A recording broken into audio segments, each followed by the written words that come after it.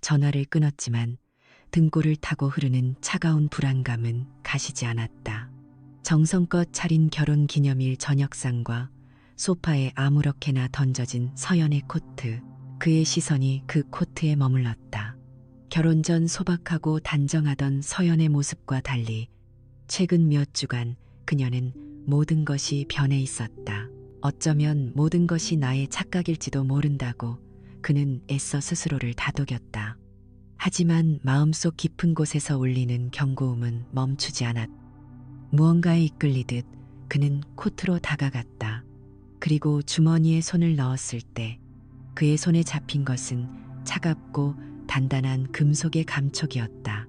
꺼내본 순간 지훈의 심장이 쿵 하고 내려앉았다.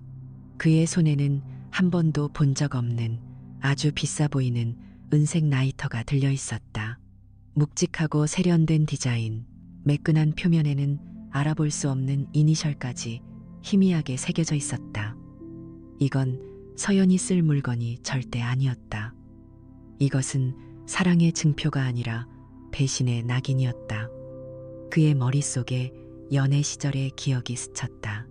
담배도 피우지 않는 서연이 추운 겨울날 길에서 파는 1,000원짜리 캐릭터 라이터를 사서 그의 손을 녹여주던 모습, 그 소박한 따뜻함이 그들의 사랑이었다.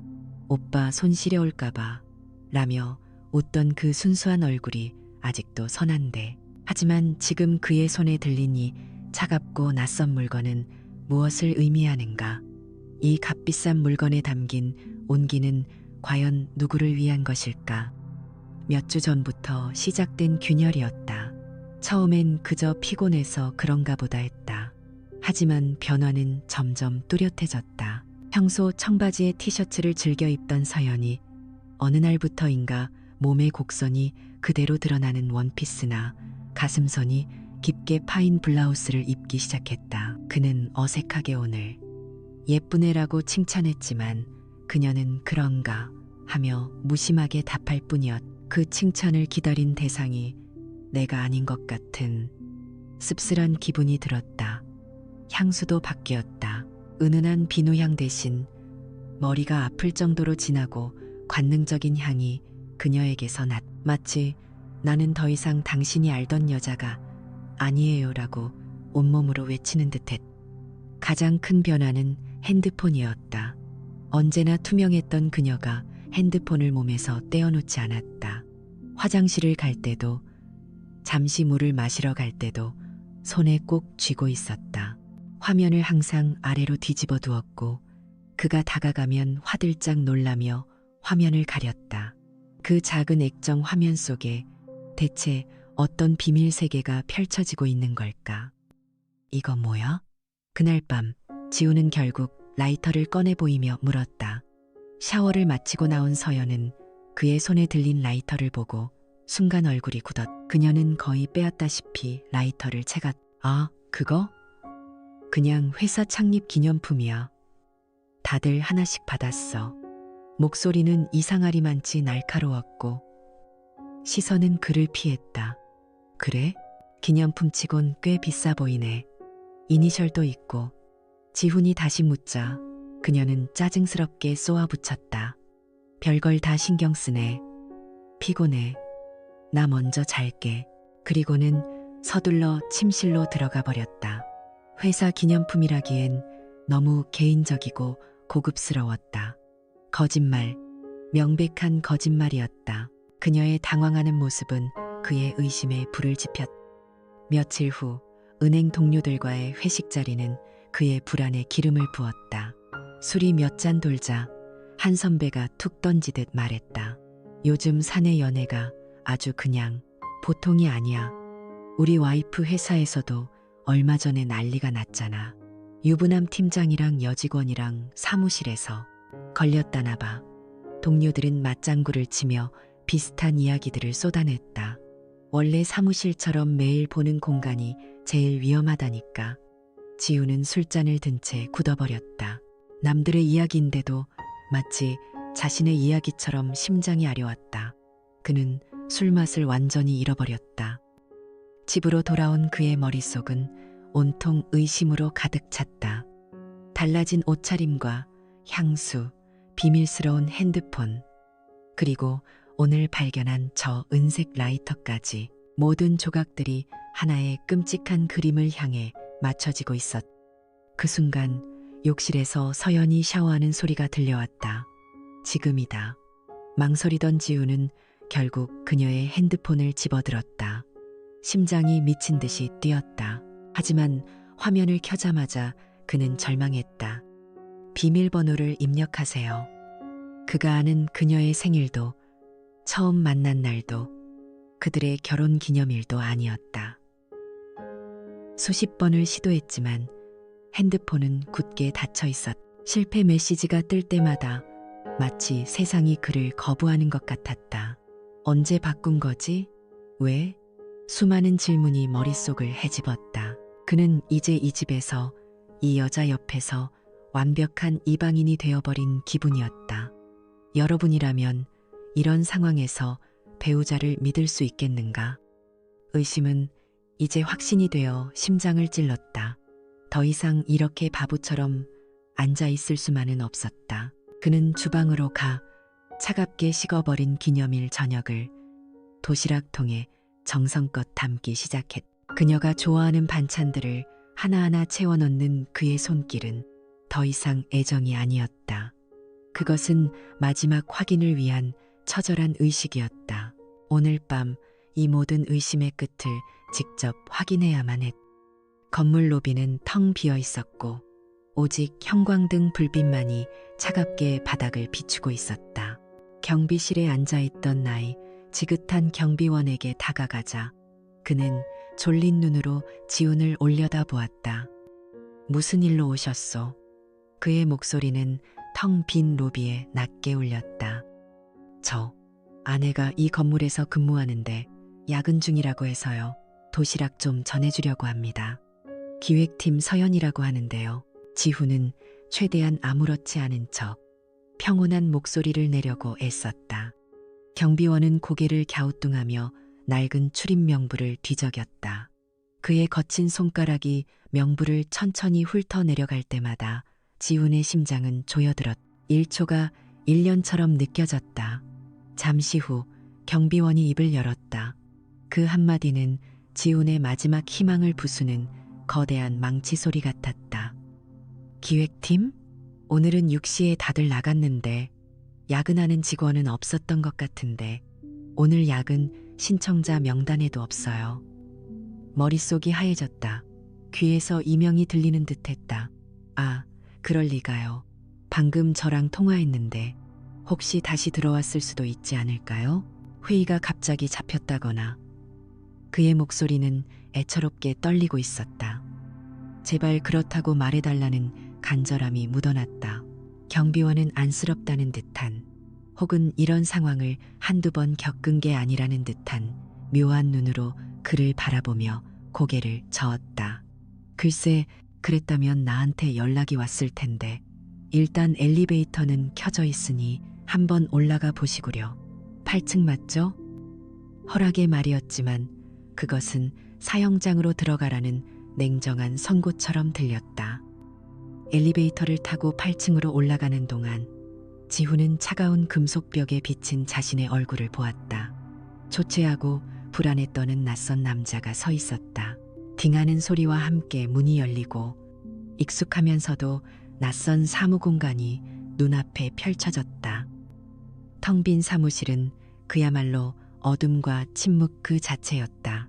모든 컴퓨터 모니터는 검은 거울이 되어 그의 일그러진 얼굴만 비추고 있었고 비상등의 희미한 녹색 불빛만이 복도를 따라 길게 이어져 음산한 분위기를 자아냈다. 자신의 구둣발 소리가 텅 빈 공간에 유령처럼 울려 퍼졌다. 낮 동안 사람들의 활기로 가득 찼던 이곳은 이제 비밀과 거짓말이 숨쉬는 거대한 무덤 같았다. 그는 동료들의 책상을 지나쳤다. 김대리, 박 과장. 낮에는 웃으며 인사하던 이들의 공간이 지금은 텅 비어 있었다. 오직 자신만이 이 어둠 속에 갇힌 듯했다. 서연의 자리는 깨끗하게 정돈되어 있었다. 마치 오늘 하루의 임무를 완수했다는 듯이 책상 한편에는 그들의 행복한 모습이 담긴 작은 사진 액자가 놓여 있었다. 사진 속 서연은 세상을 다 가진 듯 환하게 웃고 있었다. 바로 그 미소 때문에 지훈의 가슴은 더 날카롭게 점여왔다. 하지만 그 순간 지훈의 눈에 복도 맨 끝, 탕비실과 붙어있는 작은 비품실 쪽에서 새어나오는 아주 가느다란 빗줄기가 들어왔다. 심장이 발밑으로 곤두박질 치는 것 같았다. 아닐 거야. 그냥 누가 불을 끄는 걸 잊었겠지. 그는 스스로를 필사적으로 속이려 했지만 그의 발은 이미 그 빛을 향해 자석처럼 이끌리고 있었다. 도시락 봉지를 쥔 손에 땀이 흥건했다. 한 걸음 한 걸음 다가갈수록 이상한 소리가 들려왔다. 처음에는 에어컨 소리인 줄 알았다. 하지만 아니었다. 그것은 여자의 웃음소리였다. 간지러운 듯 교태 섞인 웃음소리. 너무나도 익숙한 바로 그의 아내 서연의 목소리였다. 그리고 뒤이어 들려오는 나직한 남자의 목소리. 지우는 비품실 문 앞에 유령처럼 서 있었다. 온몸의 피가 차갑게 식는 기분이었다. 제발 아니기를. 문을 열었을 때 서연이 동료와 심각하게 업무 이야기를 하고 있기를. 하지만 그의 이성은 이미 알고 있었다. 이제는 돌이킬 수 없다는 것을. 그는 떨리는 손으로 문틈에 눈을 가져갔다. 그리고 그의 세상이, 그의 모든 것이 무너져 내렸다. 그 좁은 틈새로 보이는 광경은 지옥 그 자체였다. 서연이 있었다. 하지만 혼자가 아니었다. 낯선 남자, 아니, 언젠가 회식 자리에서 봤던 그녀의 상사 강 부장이었다. 서연의 블라우스 단추는 몇 개나 풀어져 있었고 그녀는 강 부장의 품에 안겨 행복에 겨운 표정으로 웃고 있었다. 지난 몇 달간 자신에게는 단 한 번도 보여주지 않았던 그런 만족스럽고 황홀한 표정이었다. 강 부장의 손이 그녀의 허리를 단단히 감싸고 있었고 서연의 손은 그의 목을 감고 있었다. 머릿속이 하얗게 비어버렸다. 숨이 쉬어지지 않았다. 2년간의 결혼 생활, 함께 웃고 울었던 모든 순간들이 한낱째가 되어 흩어지는 것 같았다. 그가 사랑했던 아내, 그가 믿었던 세상 전부가 이 더러운 비품실 안에서 산산조각 나고 있었다. 이건 단순한 포옹이 아니었다. 그의 사랑과 믿음에 대한 사망 선고였다. 그 순간이었다. 그의 손에서 힘이 완전히 빠져나갔다. 탕! 그가 들고 있던 스테인리스 도시락통이 대리석 바닥으로 떨어지며 조용한 복도에 날카로운 금속성의 비명을 질렀다. 그 소리는 마치 천둥 소리처럼 혹은 그의 영혼이 부서지는 소리처럼 섬뜩하게 울려 퍼졌다. 비품실 안에 두 사람이 화들짝 놀라며 움직임을 멈추었다. 웃음소리가 멎고 숨막히는 정적이 흘렀다. 서연과 강 부장은 당황한 얼굴로 동시에 문 쪽을 바라보았다. 그리고 문틈 사이로 서 있는 지훈과 그들의 눈이 정면으로 마주쳤다. 시간이 멈췄다. 텅 빈 복도에는 세 사람의 얼어붙은 시선과 바닥에 흩어진 차가운 배신만이 존재했다. 가장 먼저 정적을 깬 것은 강 부장이었다. 그는 당황한 기색을 감추지 못하고 헛기침을 하며 서연의 어깨에서 슬그머니 손을 뗐다. 마치 아무 일 없었다는 듯 그는 지훈을 향해 억지 미소를 지어 보이며 말했다. 아, 지훈 씨, 여긴 어쩐 일로? 서연 씨가 야근하는데 뭘 빠뜨렸다고 해서 같이 찾아주던 중이었습니다. 그 뻔뻔한 거짓말에 지훈은 대답할 가치조차 느끼지 못했다. 그의 시선은 오직 서연에게 고정되어 있었다. 핏기가 가신 얼굴, 공포와 절망으로 크게 뜨인 눈. 그녀는 다급하게 흐트러진 블라우스를 여미며 떨리는 목소리로 입을 열었다. 여보, 저기, 이건 집에 가서 얘기해. 지훈의 목소리는 얼음장처럼 차가웠다. 그는 더 이상 아무 말도 하지 않고 돌아섰다. 서연이 다급하게 그를 따랐고 강 부장은 그 자리에 남아 어색하게 서 있을 뿐이었다. 집으로 오는 차 안 공기는 숨이 막힐 정도로 무거웠다. 라디오 소리도 엔진 소리도 그 어떤 소음도 두 사람 사이의 끔찍한 침묵을 깨지 못했. 지훈은 핸들을 쥔 손의 마디가 하얗게 될 정도로 힘을 주었다. 창밖으로 무심하게 스쳐 지나가는 도시의 불빛들이 마치 다른 세상의 일처럼 느껴졌다. 옆자리에서 서연의 흐느낌이 간헐적으로 터져 나왔지만 지훈은 한 번도 고개를 돌리지 않았다. 집에 도착하자마자 서연은 현관에서부터 무너져 내렸다. 그녀는 지훈의 바짓가랑이를 붙잡고 무릎을 꿇었다. 여보, 미안해. 정말 미안해. 내가 다 잘못했어. 지훈은 차갑게 그녀를 내려다보았다. 그의 눈에는 더 이상 사랑도 연민도 남아있지 않았다. 오직 싸늘한 경멸뿐이었다. 언제부터였어? 그의 질문에 서연은 대답하지 못하고 눈물만 흘렸다. 언제부터였냐고 물었다. 석 달, 됐어. 석 달. 그 단어가 지훈의 머리를 강타했다. 자신이 그녀의 피곤한 얼굴을 걱정하고 주말 출근을 응원하던 그 모든 시간 동안 그녀는 다른 남자와 놀아나고 있었던 것이다. 분노가 치밀어 올랐다. 실수였다고 말하지 마. 석 달은 실수가 아니야. 계획이지. 아니야. 정말 아니야. 여보. 서연은 필사적으로 변명하기 시작했다. 일이 너무 힘들었고 강 부장님이 많이 도와주셨어. 위로해주고. 그러다 나도 모르게 위로. 지훈은 기가 막혀 헛웃음을 터뜨렸다. 그게 위로야? 다른 남자 품에 안겨서 웃고 떠드는 게 내가 사다 준 케이크를 먹으면서 내일은 그놈이랑 뭘 할까 계획하는 게 위로냐고. 그는 거실을 서성이며 그동안 쌓였던 모든 의심의 조각들을 쏟아냈다. 그 비싼 은색 라이터도 회사 기념품이라고? 그럼 그 낯선 향수도 주말마다 사라졌던 것도 전부 회사 일이었나? 대답해. 서연은 대답 대신 울부짖었다. 당신이 뭘 알아? 그 사람이 내 약점을 쥐고 있단 말이야. 내 경력을 전부 망가뜨릴 수도 있는 그런 게 있단 말이야. 약점? 순간 지훈의 움직임이 멈칫했다. 비밀이라는 단어가 그의 뇌리를 스쳤다. 무슨 약점인데? 하지만 그는 이내 고개를 저었다. 또 다른 거짓말, 또 다른 동정심 유발 작전일 뿐이었다. 그래서 그놈이랑 뒹군 게 정당화돼? 네가 나한테 한 짓이 용서받을 수 있냐고. 더 이상 대화는 무의미했다. 지훈은 차갑게 돌아서서 침실로 향했다. 그리고 옷장 문을 열어 캐리어를 꺼냈다. 그는 기계처럼 아무 감정 없는 사람처럼 자신의 옷들을 캐리어에 던져 넣기 시작했다. 티셔츠, 바지, 속옷, 이 집에 있는 자신의 흔적을 하나씩 지워나갔다. 그제야 상황의 심각성을 깨달은 서연이 방으로 뛰어들어와 그의 팔을 붙잡았다. 뭐 하는 거야? 여보, 제발. 어디 가려고 그래? 이혼할 거야. 지우는 그녀의 손을 뿌리쳤다.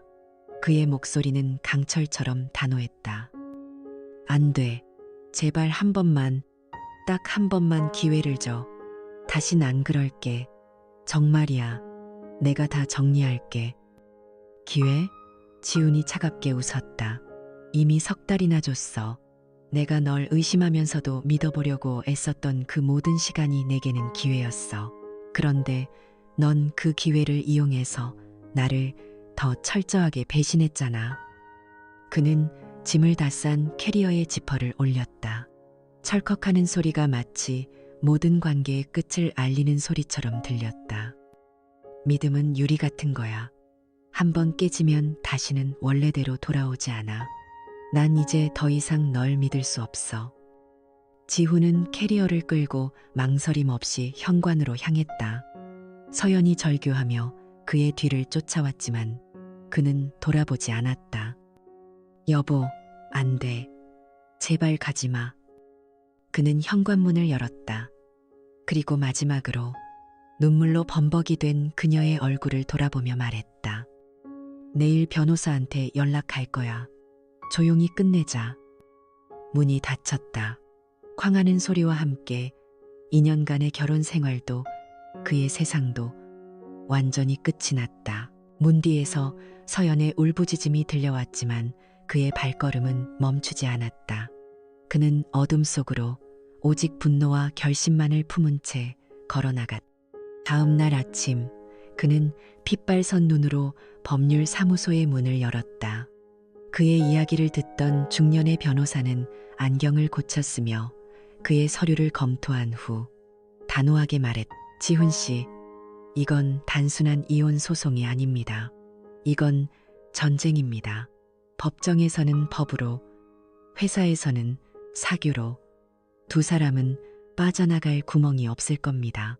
우리는 그들에게 모든 거짓말에 대한 대가를 치르게 할 겁니다. 하나도 남김없이요. 변호사의 차가운 그 한마디에 지훈은 며칠 만에 처음으로 자신의 몸에 힘이 돌아오는 것을 느꼈다. 피해자로 남아있지 않겠다. 그는 이제 심판자가 될 것이다. 그날부터 지훈의 냉정한 복수가 시작되었다.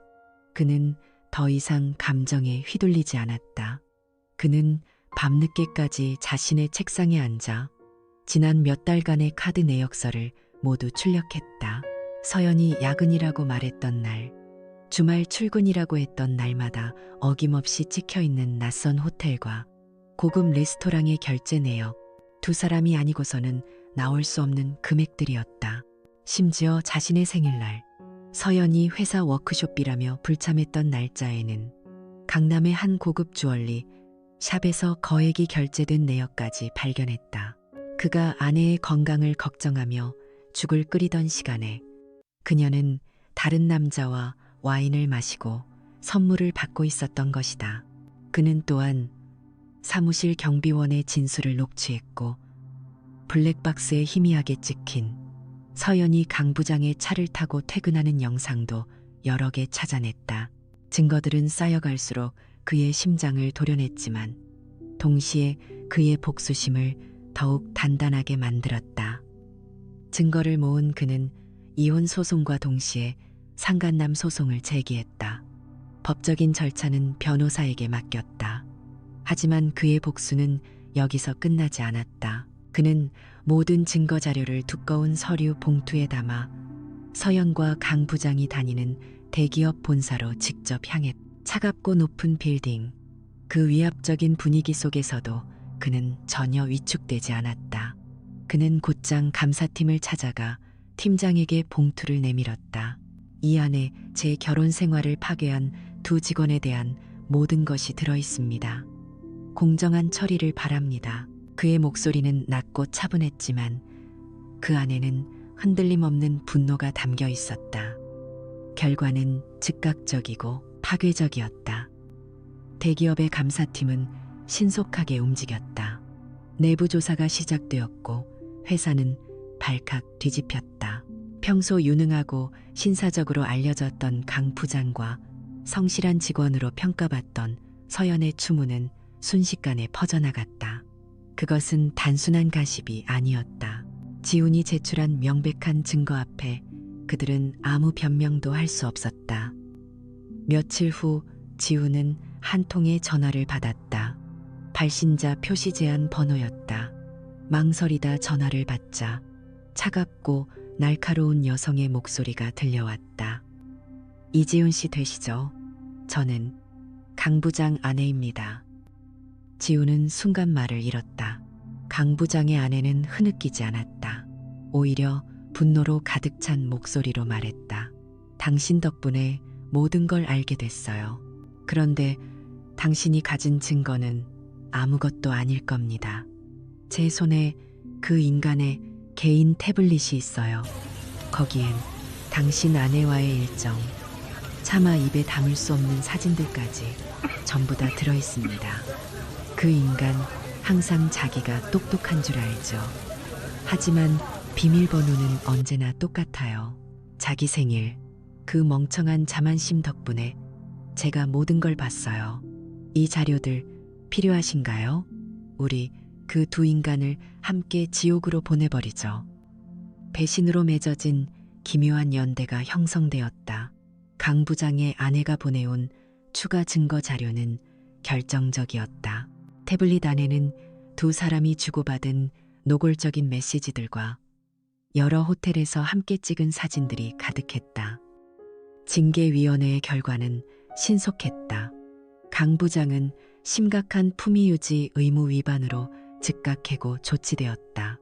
업계에 소문이 퍼져 그는 재취업도 불가능할 것이었다. 서연은 가장 치욕적인 처분을 받았다.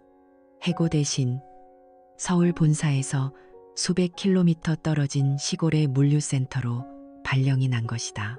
사실상의 좌천이자 스스로 회사를 나가게 만들려는 의도였다. 한때 촉망받던 커리어 우먼의 완벽한 몰락이었다. 지우는 회사의 내부 징계 공고문을 자신의 핸드폰으로 전송받아 읽었다. 그는 차가운 만족감을 느꼈다. 하지만 그 만족감 뒤편으로는 한때 자신이 그토록 사랑했던 한 여자가 무너져 내리는 것에 대한 미세한 슬픔이 남아 있었다. 하지만 그는 고개를 저었다. 이건 그들이 자초한 일이었다. 모든 것이 폭풍처럼 지나가고 마침내 법원에서 이혼 조정기일 통지서가 날아왔다. 지우는 달력에 그날을 붉은 펜으로 동그라미 쳤다. 이 지긋지긋한 관계에 마침표를 찍을 날, 그는 창밖을 내다보았다.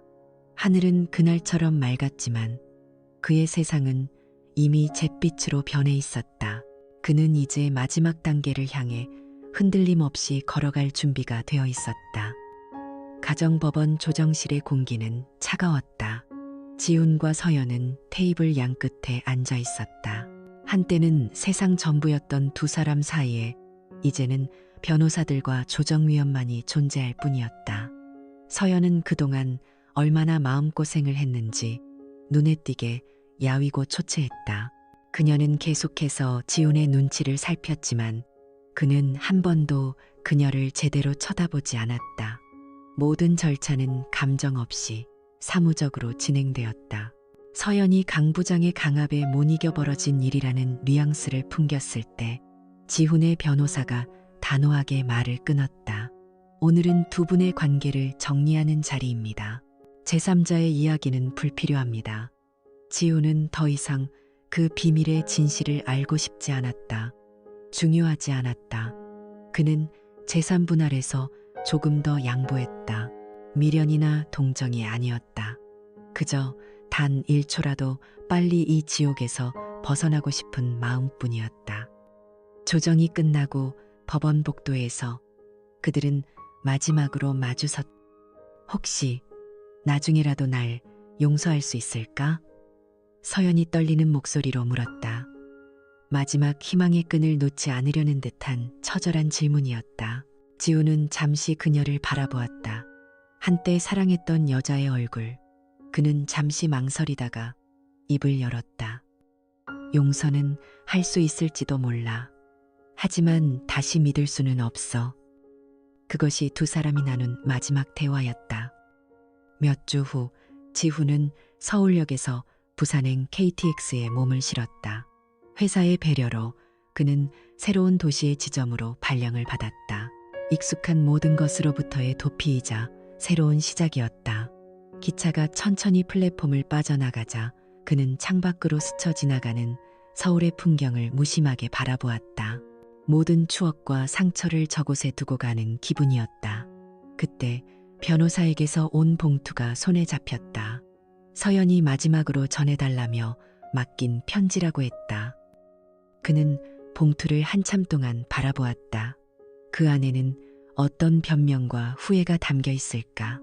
어쩌면 강 부장에게서 자신을 지키지 못했던 진짜 이유가 적혀 있을지도 모른다. 잠시 열어보고 싶은 충동이 일었지만 그는 이내 고개를 저었다. 과거에 얽매여봤자 달라질 것은 아무것도 없었다. 지훈은 창문을 열었다. 그리고 망설임 없이 편지를 길게 찢어 바람 속으로 날려보냈다. 하얀 종이 조각들이 잠시 허공을 맴돌다 그의 시야에서 완전히 사라졌다. 완전한 이별, 완전한 끝. 그는 텅 빈 손을 바라보다 희미하게 미소를 지었다. 후련하면서도 씁쓸한 미소였다. 창밖으로는 새로운 도시의 불빛이 보이기 시작했고 저 멀리 수평선 위로 새벽의 여명이 밝아오고 있었다. 그는 깊은 숨을 내쉬며 나지막이 중얼거렸다. 믿음은 구겨진 종이와 같아서 다시는 완벽하게 펼 수 없다. 하지만 기나긴 밤이 지나면 새벽은 반드시 찾아오는 법이지.